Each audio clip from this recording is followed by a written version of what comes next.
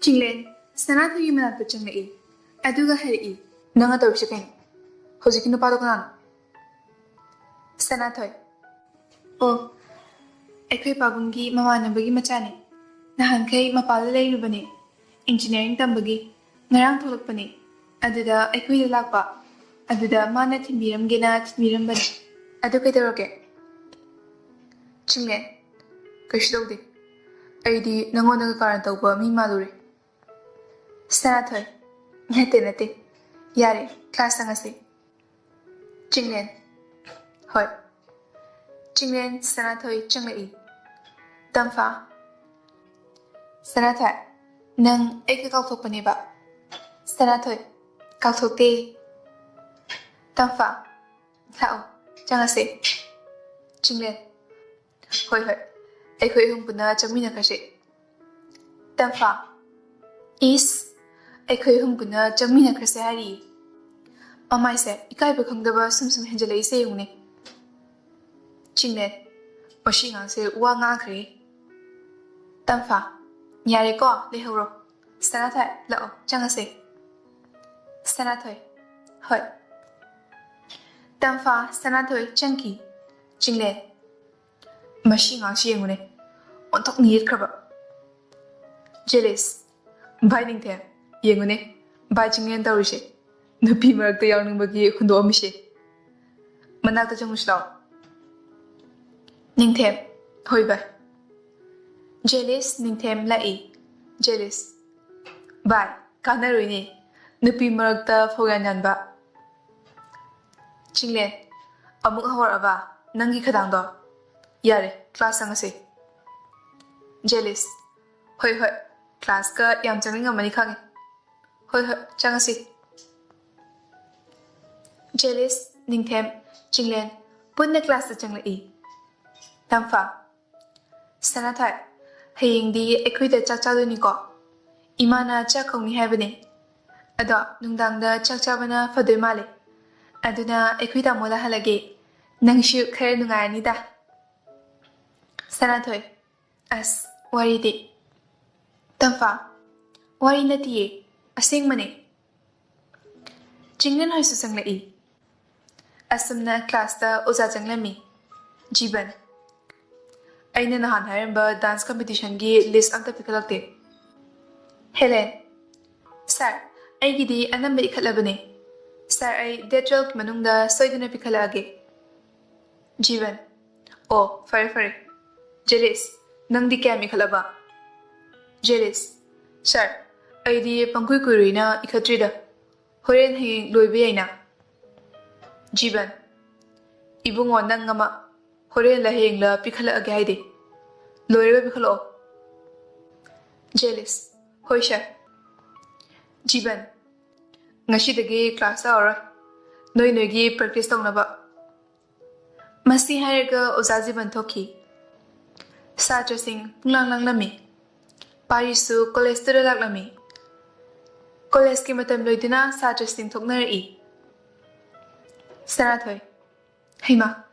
Pari lai ne. Tamfa. Ai chatlage. Imanaba Amana ai logo lai.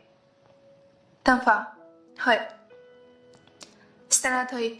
Pari ki manakta changai. Pari. Sanathoi lapududa harauze.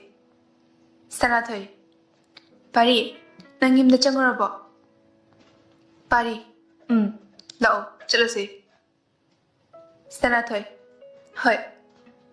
Chinglen hoi su thoklai. Chinglen Sanathoi amadi pari deng lai. Jealous. Bai Chinglen. Ashishibu Sanathoi netro. Ngashagi nupado oramalene. Bai na last ningam jarojane. Nupashiga maga relation leba maline. Chinglen. Bai adudi ai halamage. Tamfa, chalase. Tamfa, hoi tamo. Chinglen Tamfa Chatki. Sanathoi Chinglen Jatki Badu Uhowi. Sanathoi Amukanje. Aibu Lana Kankazala. Pari. Lao, Chalase. Sanathoi. Hoi. Pari Amadi Sanathoi Sujatki. Asomnana. Surjakantaka Ipochoga Wari Sanarami. Surjakanta. Maru. Ibungodu Yumdaga Thara Anu. Aikoi Hore Nga Pora Aga Punalagi. Ibocho. Hoine. Ibungo Pari Budi Legisanu. Ian Sangdi Puroktanala Ugo. Aine Oina Laiduni. Surjakanta. Maru. Yarese. Handa Kishidi Ay Oina Leragi. Ibocho. Hoi hoi. Tanjaduda Pari Sanathoi Lai. Ibocho. Hainaringida Moi Lai. Surjakanta. Hoi hoi maru. Ay thamagi. Horen Gana Mamagalagi. Ibocho. Hoi hoi maru. Adudi thamagi. Surjakanta Fonthamki. Ibocho. Pari Lao. Namana Chana Basim Kibani. Chango chango. Pari. Pabung. Hairaga Sanathoi Pari Chanki. Asomdana Chinglen Huisu Mayum de Ormi. Chinglen. Tamfa. Aringasidi Chakaning Aduna Imada Chakha Purano Hayo. Tamfa. Hoi. Asomdana Memana Plate Amada Omelette Putoroi. Mema.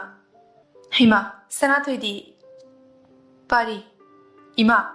Sanathoi do imungda changkibani. Mema. O. Imana omelette sembirakpani. Sanathoi. Nang mukai daurage. Thoklo. Ibungo pari mathanta nungairoine. Sanathoi. Ima. Thokle e. Mema. Nang mukai daurino. Sanathoi. Ima. Dress hung do obane. Mema. O. Se. Noi ani chaminaro omelette se. Sanathoi. Hoi ma. Sanathoi Pari Punna omelette chaminarami. Asamna nungrang oikiba khanghaudi. Ibohal. Nungshi. Hayeng chakauni haidubu namong nupiduro. Nungshi. Moi pabong. Yam hinjin birakanu. Nupido Ibochogi Machani. Ay icha nupi Sanathoi. Wafamse ay kamaina kangtokani khangdre. Ibohal. O. Ibochogi Macha. Mama. Ado Chinglen se. Wakal pa hongdoi mandine. Nungshi. Mana hongdaba yaponate. Ibohal. Mama. Nang nashi fanido tauro. Ay di khangdre. Asomdana Surjakanta Hoi Laklami. Mema. Heima. Yamu Hoi Lakbiredana. Inamsi Changasi. Tharo. Hoi. Makhoi Pulap Imunga Changai. Ibocho. Sanathoi. Pari.